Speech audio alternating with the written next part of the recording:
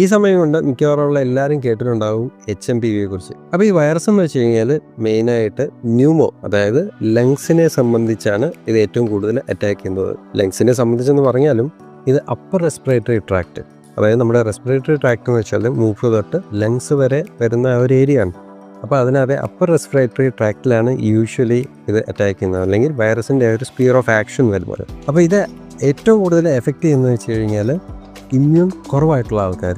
അപ്പോൾ അതാരൊക്കെയായിരിക്കും?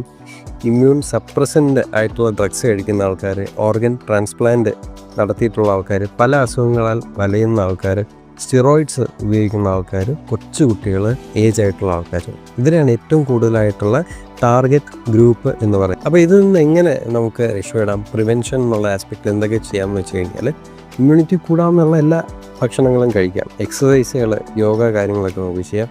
അതുപോലെ തന്നെ കോമൺ ആയിട്ട് നമുക്ക് ചെയ്യാവുന്ന എന്തൊക്കെ ചെയ്യാം? കൈ കണ്ടിന്യൂസ് ആയിട്ട് എന്തെങ്കിലും ഒബ്ജക്റ്റിലൊക്കെ തൊട്ട് കഴിഞ്ഞ് വെളിയിൽ പോയിട്ടൊക്കെ വന്നു കഴിഞ്ഞാൽ തീർച്ചയായിട്ടും കഴിയുക.